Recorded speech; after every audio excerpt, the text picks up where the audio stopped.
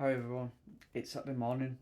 Today we're going to be looking at the Trails of series, a JRPG that normally has a not a high barrier to entry, but just a lot of lore and a lot of story that is required before you jump into any of them really. Um, but with the new arc about to be released next month, I thought I'd take a look and see where we are at the moment. It's also worth noting that we're only looking at ones on modern consoles. So like the Trails in the Sky, um, the first three games of them won't be on this list. But the first one is uh, Trails from Zero, definitive edition. This is the first game in the Crossbell arc. I've got it on the Switch. You can get it on the PlayStation 4. Really nice in cover artwork. It is worth noting that this game takes part in Crossbell, so it takes before the adventures of Gold Steel starts. So just keep that in mind if you're starting with Cold Steel. So the next one in the series of Crossbell is Tales into Azure. Yet again, beautiful artwork on the Switch. It's a good game. It's a sequel to the first one from Zero, just so you're aware of that. And it follows the adventures of Lloyd, both of them do, as he makes his way up the police rankings in his faction that is formed. That brings us nicely on to the first game in the Trials of series, Trials of Gold Steel 1. This game kind of plays like a high school simulator for the most part, where you go out on adventures and take on a couple of bosses. It's not only to the end, really, for me, where it starts to pick up. Some nice artwork in the box. Back when the days when the games actually come with a manual. Not so much now anymore. So like I said, this will be the first game in the Cold Steel series.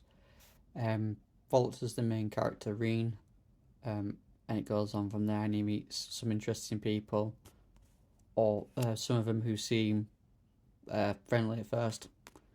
I'll just leave it at that for that one. So this is Trials of Cold Steel 2. Basically takes off where you left off in the last game, essentially.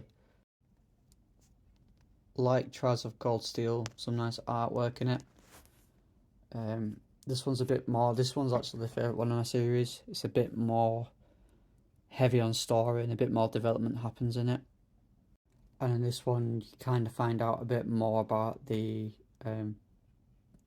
evil organisation behind it and what the motives are a little bit. That brings us nicely on to Trials of Cold Steel 3. Now, I have the double edition for the PlayStation 5. I did originally play it on the PlayStation 4 when this double pack wasn't around.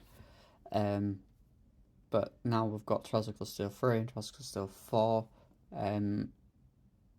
Reen comes back in as a teacher at Falls Academy, which is a school that you attend in the first two games. Nice artwork inside of the game case. Again, it's the deluxe edition. Get a mini art book as well with it, which is pretty neat. This one is actually part of a collector's edition, which, if anybody wants to see what the collector's edition of it looks like, I can show them that. That's just to show the disc of Trials of Cold Steel 4. Back of the case for you. I found 3 to be a little bit repetitive for me. 4 ramped it up a bit more as it getting towards the climax of the story. But yeah, that's 3 and 4. Bonus round would be into Trials into Reverie, which has only just come out recently.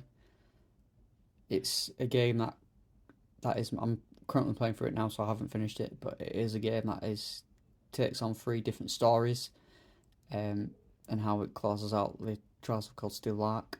Yeah, again, some nice artwork in it. We also got a mini art book up there as well.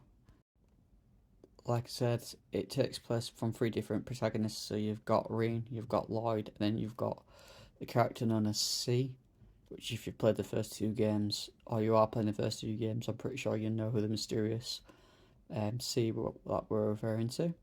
But yeah, for me, it is really worth playing these types of games just because not only of the story that you get in, but also the characters as well, like their in jokes and stuff like that, and comments, and you also can do love interests in the video games as well. So yeah, But it is important to know that most of these games are like 50 hours plus long, so it is a little bit of a time commitment. So, but I actually haven't played the first 3 games, so I'm not completely. I don't know every little in quote or every little joke that some characters make. But no, just thought it'd be a little bit of a video for people who might be looking into the new game for Trials into Daybreak.